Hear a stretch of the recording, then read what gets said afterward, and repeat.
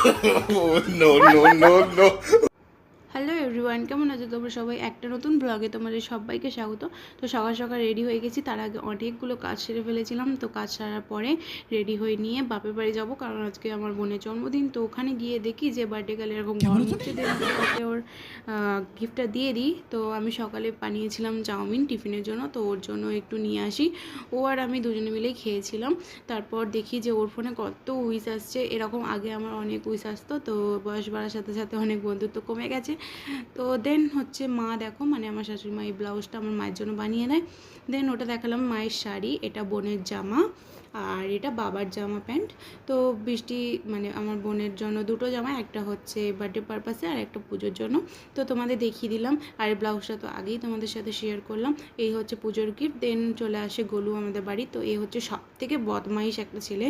তারপর বৃষ্টি আর আমি দুজনে মিলে চলে যাই ডোমজুয়ের দিকে। তো বাবা আমাকে পাঠিয়েছিল একটু ব্যাংকের কাজে, তো ওটা করতে গিয়েছিলাম ডোমজুড়ে মেনলি। দেন ওখান থেকেই কেক নিয়ে আসি। তো এই দোকানে কেক আমার দারুণ লেগেছিলো, কিছুদিন আগে আমার বার্থডেতে এনেছিল, তো দারুণ লাগায়। এখান থেকেই আমি আমার বোনের বার্থডে কেকটা নিয়ে নিই। তারপর ওখান থেকে যাই বোনের জন্য জুতো কিনতে। তো দুজনের সেলেদার্স থেকে জুতো কিনে বাড়ি আসার পথে নিয়ে নিই মিষ্টি, আইসক্রিম, দই, ঠান্ডা, যা যা লাগে সব নিয়ে নিই। তো দোকানের কাকু দেখে নেয় যে এরকম নিচ্ছে, তো বুঝতে পারে বার্থডে। তো দুজনকে দুটো মিষ্টি খাওয়ায়। তো মিষ্টি খেয়ে চলে আসি বাড়িতে। তারপর বাড়ি এসে আমি পোলাওটা রান্না করি। মা সব কিছু করে রেখেছিলো, তো পোলাওটা শুধু আমাকে করতে বলেছিল, তো ওটারই প্রিপারেশান নিচ্ছিলাম। দেন পোলাওটা বসিয়ে দিয়ে তার মাঝে দেখি বোনের একটা পার্সেল এসেছে ফ্লিপকার্ট থেকে। তো পার্সেলটা আমাকে অর্ডার দিতে বলেছিল, তো আমি অর্ডার দিয়েছিলাম এখানে অ্যাড্রেস দিয়ে। তো একটা ঘড়ি এসেছিলো, তো ঘড়িটা কেমন এসেছে তোমরা জানিও, আমার তো দারুণ লেগেছে।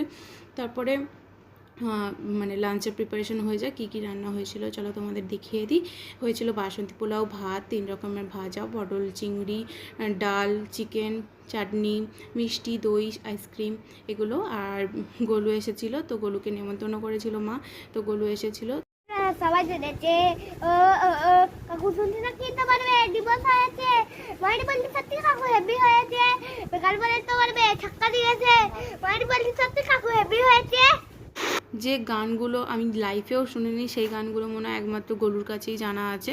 তো তারপর এরকম বিকেলবেলায় বেরিয়েছিলাম। আর বিকেলবেলায় কী হয়েছিল সেটা তো তোমরা দেখতেই পাচ্ছ, মানে প্রথমেই আমি অ্যাড করে দিয়েছি, তো তোমরা আরেকবার দেখে নাও।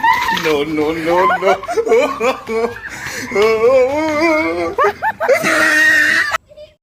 তো এইভাবে আমাদের বিকেলটা কেটে যায়। তারপর সন্ধ্যেবেলা আবারও আমি রেডি হয়ে নিয়েছিলাম, মানে সবাই রেডি হয়েছিলাম। আমরা যাব, মানে আমি আর মা যাব বাজারে।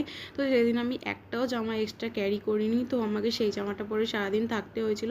তো কেক কাটার পর আমি মানে কেটে দিচ্ছিলাম তো সবাইকে দেওয়ার জন্য। তারপর মা আর আমি বাজারে চলে আসি। আর এখানে এই যে প্যান্ডেলটা হয়েছে না, এটা ষষ্ঠী থেকে প্রচণ্ড ভিড় হয়।